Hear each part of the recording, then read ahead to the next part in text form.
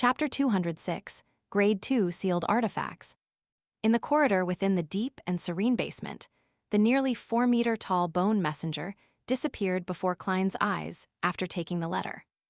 When all that was left of the surroundings were the classic gas lamps embedded in the walls, he put away Azek's copper whistle and walked towards Channy's gate. As he was writing the letter, he had already decided on which sealed artifact to pick.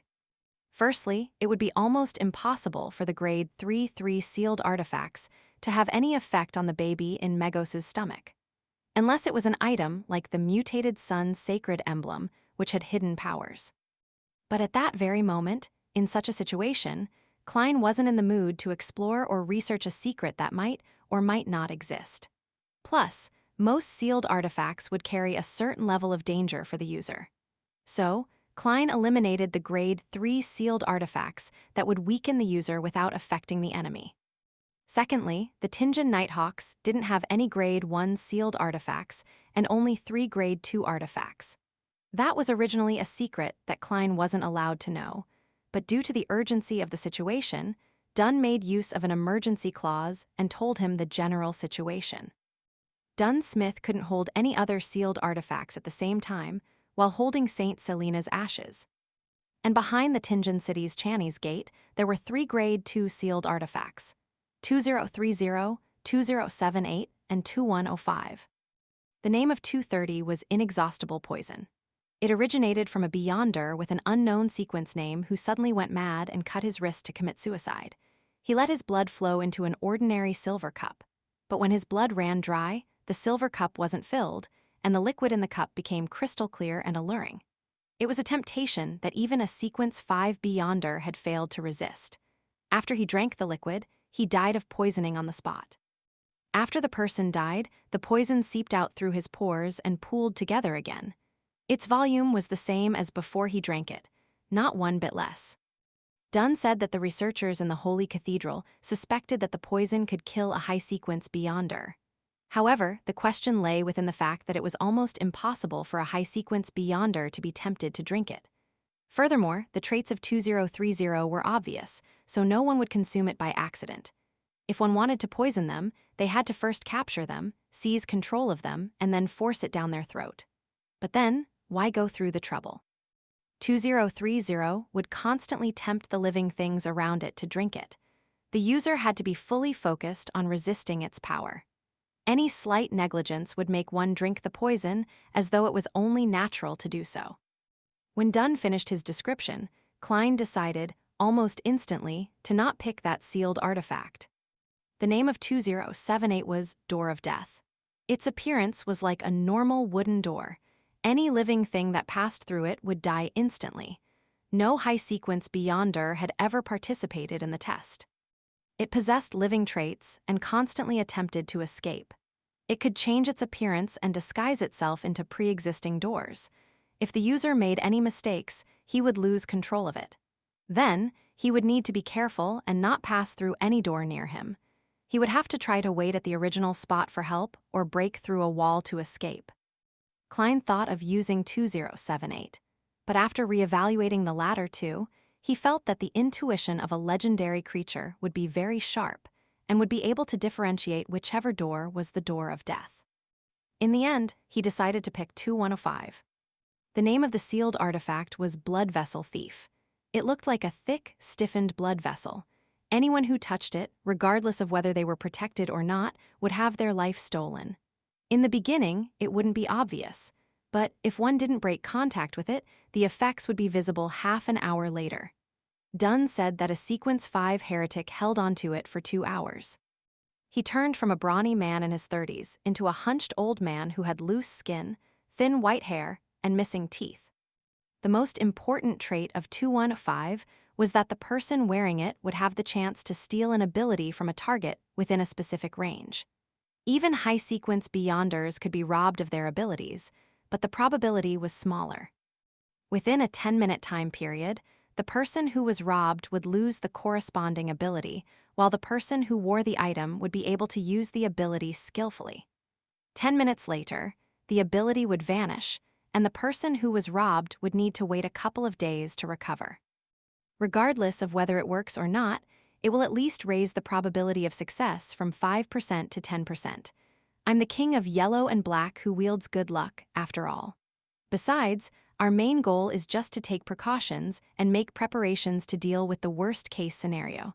We won't necessarily have to take action. Hopefully, reinforcements will arrive soon. Klein stopped outside the duty room, showing no signs of hesitation anymore. About the negative effects of sealed artifact 2105, he wasn't worried because he wasn't planning to use the artifact himself. His plan was to give it to Leonard, as he already had the Flaring Sun charm and Azek's copper whistle, who he had no idea if it would still be suppressed. "My dear poet, it's time for you to show your true secret." Klein muttered and saw Sikatron standing by the duty room. With her white hair and black eyes, the part-time author remained silent for a few seconds before saying, "Why don't you guard Channy's gate? I'm stronger and more experienced than you." "But you don't have Flaring Sun charms." Klein replied with a smile, "Madam, I'm already a Sequence 8. It wouldn't be safe here either. There are many sealed artifacts that possess living traits that are itching to take action. Well, if we fail, the people here will definitely not survive."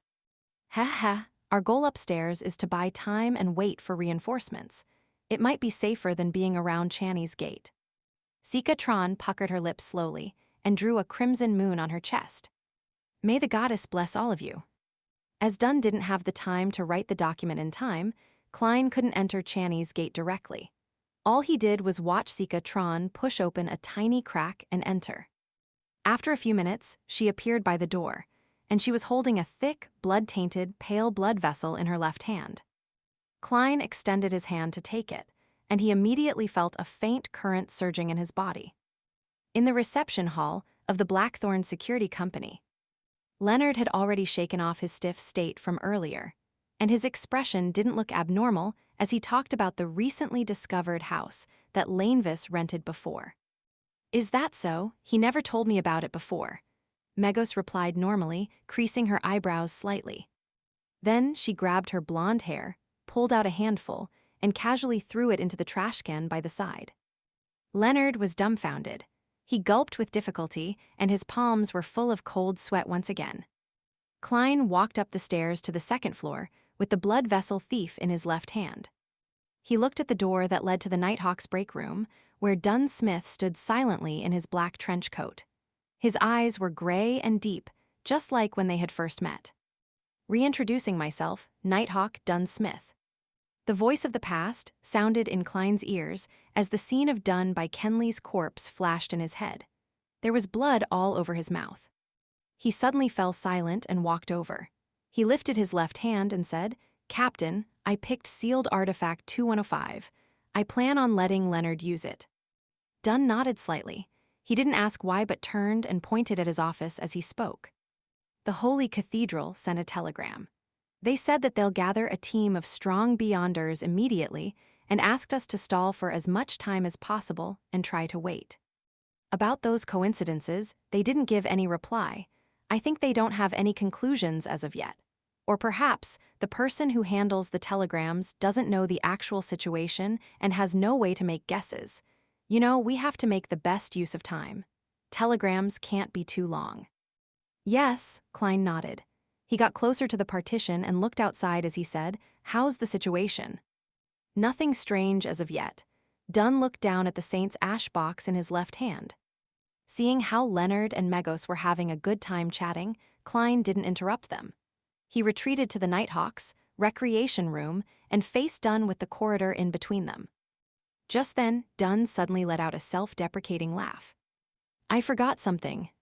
"What is it?" Klein replied, puzzled. Dunn looked sideways at him and said, "Dolly told me to explain myself to you." "Huh?" Klein was stunned, as he couldn't quite understand what the captain meant. After 2 seconds, before Dunn could reply, he suddenly understood. Madame Dolly didn't reply immediately because she thought it was unnecessary. She had forwarded the matter to the captain and let him explain himself. That means that there isn't anything serious with the captain. At this critical point, Klein suddenly felt a surge of joy erupt inside of him.